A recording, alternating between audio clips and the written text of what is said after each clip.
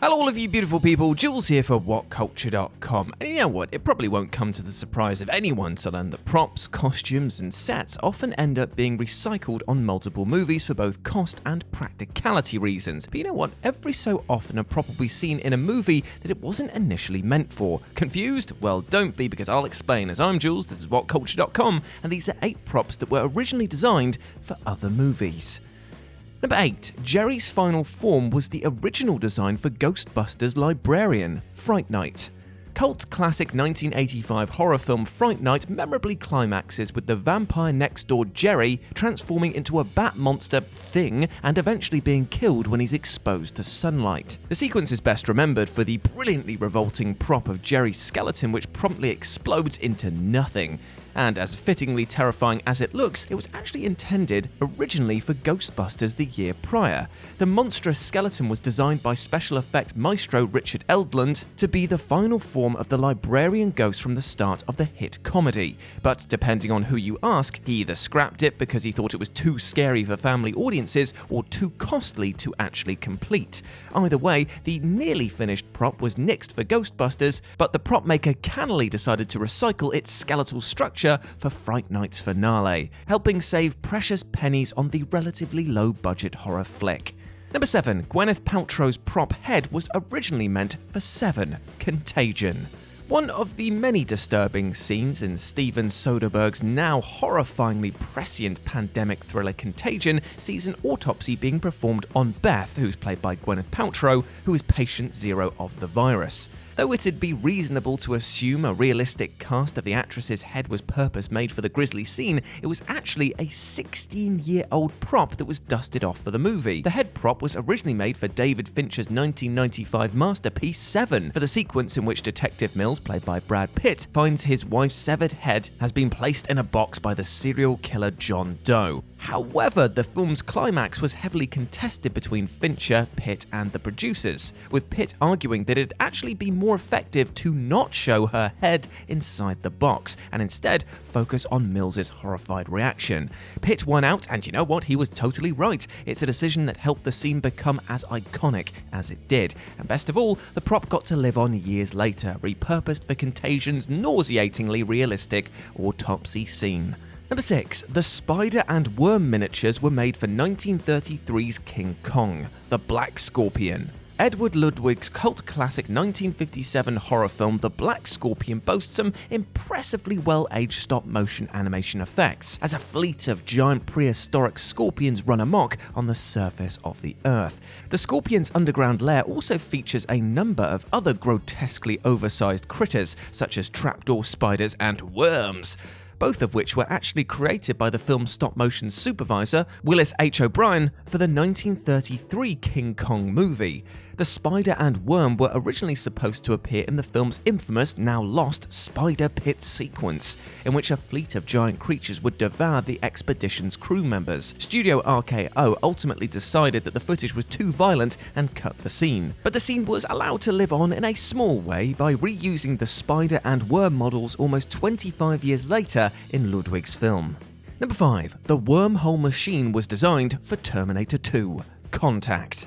Robert Zemeckis' masterful 1997 sci-fi film Contact climaxes with Dr. Ellie entering a mysterious 4-ringed machine which allows her to travel through a series of wormholes. As singular as it looks, the machine was originally conceived by concept artist Steve Berg while working on Terminator 2 Judgment Day 6 years prior. The concept was initially created for a time displacement device, aka a time machine, that was planned to be featured in an extended part of the opening Future War sequence, but after James Cameron ended up scrapping it, Berg recycled it for another groundbreaking sci-fi classic. As a nod to this though, 2015's Terminator Genesis did incorporate the ring design into its brief depiction of the time displacement device. Probably the only good thing in that film, to be fair. Number 4. Cleopatra's human duck costume was made for Lon Chaney in West of Zanzibar, Freaks.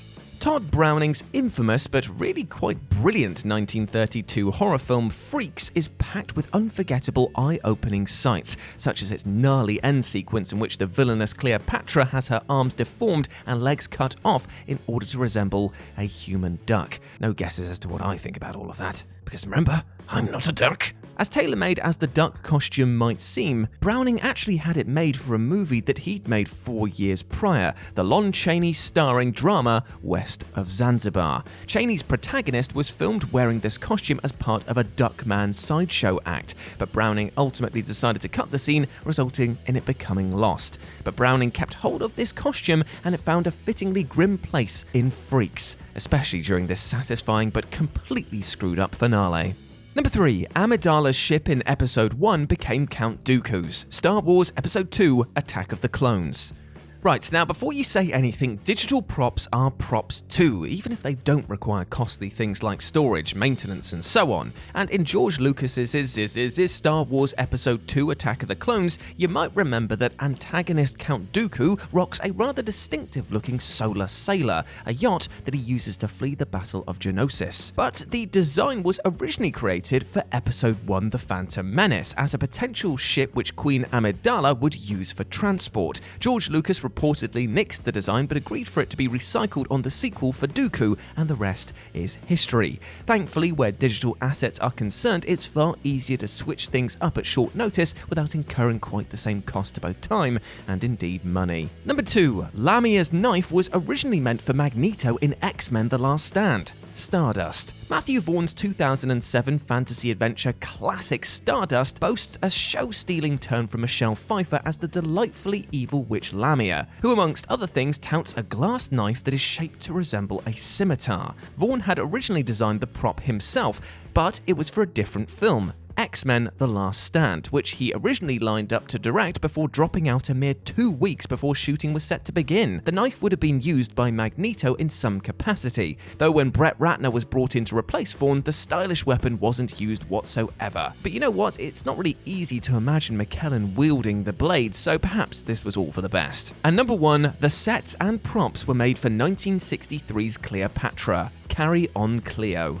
1964's classically campy Brit comedy Carry On Cleo was released just 18 months after Elizabeth Taylor and Richard Burton's epic Cleopatra hit screens to, well, wildly mixed reviews. True to form for the Carry On franchise, the film had great fun sending up the grandiosity of its over-budgeted Hollywood predecessor, though perhaps the funniest thing of all is the fact that the parody was able to actually use sets and costumes originally intended for the Taylor-Burton movie itself. You see, the 1963 Cleopatra was originally supposed to be shot in London, but due to Taylor falling ill with pneumonia amidst the harsh British winter, the decision was made to move the production to the warmer climate of Rome. This resulted in the elaborate sets and props being left behind in London, as were seemingly ripe for the taking by the Carry On Cleo crew. Inexplicably, the new set that was built in Rome required so much raw lumber that building materials were scarce throughout Italy for the short time afterwards. Mad. But such is filmmaking.